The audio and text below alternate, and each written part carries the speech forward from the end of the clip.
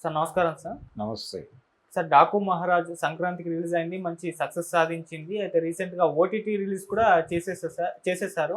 అక్కడ కూడా దుమ్ము దులిపేస్తున్నట్టుగా వార్తలు వినిపిస్తున్నాయి సార్. మరి నెట్‌ఫ్లిక్స్‌లో రిలీజ్ అయింది కదా! ఓటీటీ రెస్పాన్స్ ఏ విధంగా ఉంది సార్ 'డాకు మహారాజ్‌కి'? 'డాకు మహారాజ్'కి తెలుగు కంటే కూడా తెలుగు ఆడియన్స్ ఆల్రెడీ థియేటర్‌లో చూసేసారు చాలా వరకు. అవును.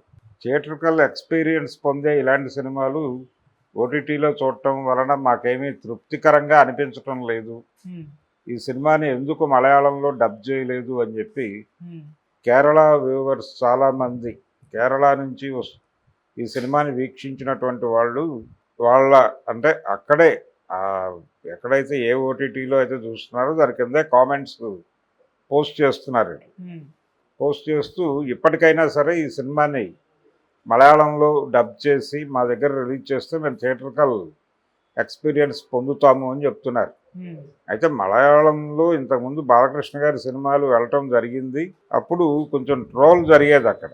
హ్మ్. అంటే మీమ్స్ నడిచేవి. బాలకృష్ణ కొంచెం ఎక్స్ట్రీమ్‌గా ఉంటాయి ఈ సినిమాలన్నీ అని. వాళ్ళది అంటే మలయాళం పరిశ్రమ కొంచెం రియలిస్టిక్ ఫిల్మ్ మేకింగ్‌లో ఉన్నారాళ్ళు. ఇవి కొంచెం ఓవర్‌గా కనిపించేవి వాళ్ళకి. అయితే ఈ మధ్య కాలంలో 'భగవంత్ కేసరి', 'డాకు మహారాజ్' ఈ 2 కొంచెం ఎక్కువ కనెక్ట్ అయినాయి వాళ్ళకి. కారణం ఏంటంటే వింటేజ్ హీరోలని ఎలా ప్రజెంట్ చేయాలో ఈ 2 సినిమాలకు సంబంధించి అనిల్ రావిపూడి కావచ్చు, బాబీ కావచ్చు కొంచెం ప్రాపర్‌గా డిజైన్ చేశారు. హ్మ్. ఈ డిజైన్ నచ్చుతోంది చాలామందికి. ఓకే. ఆ డిజైన్ నచ్చింది. కనెక్ట్ అవ్వడానికి కారణం ఆ సినిమా 'డాకు మహారాజ్' కనెక్ట్ కావడానికి బాలకృష్ణ గారిని ఏదో మేకప్ చేసి ఆయన్ని 16 ఏళ్ల కుర్రాడిగా చూపించే ప్రయత్నం ఇలాంటివి చేయలే. హ్మ్.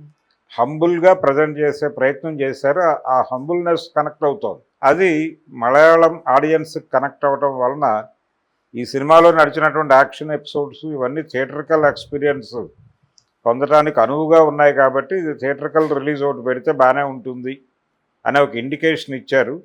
ఇది పాన్ ఇండియా ప్రాజెక్ట్ కాబట్టి అలాగూ సౌత్ ఇండియన్ లాంగ్వేజెస్లో కూడా వెళ్ళి ఉండాలి. హ్మ్. కానీ వెళ్ళినట్టుగా కనిపించట్లేదు. అయితే అటునుంచి ఇప్పుడు రెస్పాన్స్ వస్తుంది కాబట్టి ఏమైనా ఆ నిర్ణయం తీసుకుంటారేమో చూడాలి. హ్మ్.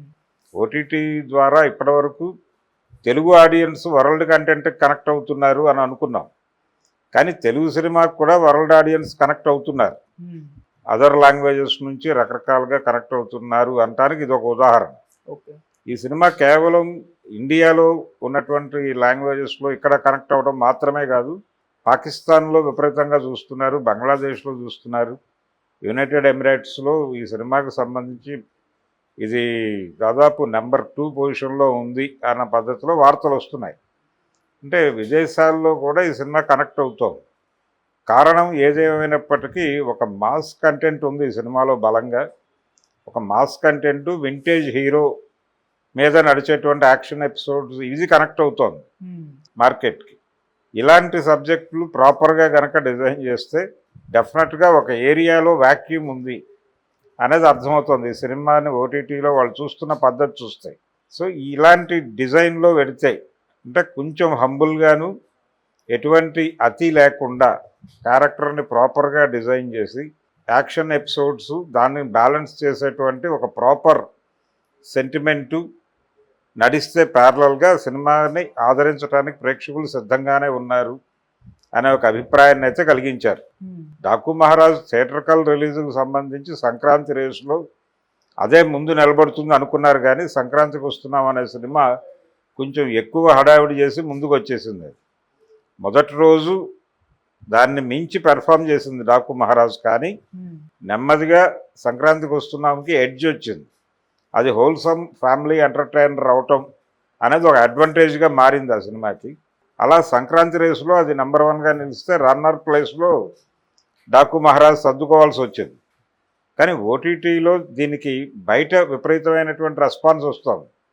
సంక్రాంతికి వస్తున్నాం అనే దానికి అంత రెస్పాన్స్ వస్తుందా బయట నుంచి అనేది కష్టమే. సో ఇక్కడ థియేటర్కల్గా వెనకడుగు వేసిన 'డాకు మహారాజు' ఓటీటీలో క్రాస్ చేసి ముందుకెళ్ళిపోయే పరిస్థితి అయితే కనిపిస్తోంది. హ్మ్. సో బాలకృష్ణ గారు ఇంటర్నేషనల్ లెవెల్లో ఆయన కూడా గ్లోబల్ స్టార్ అయిపోయాడు ఇప్పుడు. కాబట్టి గ్లోబల్ మార్కెట్ని టార్గెట్ చేసేటువంటి సినిమాలు చేయాలి ఇప్పుడు ఆయన. గతంలో ఒమర్ షరీఫ్ లాంటి వాళ్ళు చేసినటువంటి క్యారెక్టర్లు అంటే హాలీవుడ్ సినిమాల్లో ఒమర్ షరీఫ్ లాంటి వాళ్ళు చేసినటువంటి క్యారెక్టరు తను ఎంపిక చేసుకుని చేయగలిగితే డెఫినెట్గా మంచి విజయాలు సాధించే అవకాశం అయితే ఉంది. ఓకే, ఆయనకి గ్లోబల్ మార్కెట్ క్రియేట్ అవుతోంది అనేది ఈ సినిమాతో మనకు క్లారిటీ వచ్చింది. Thank you so much.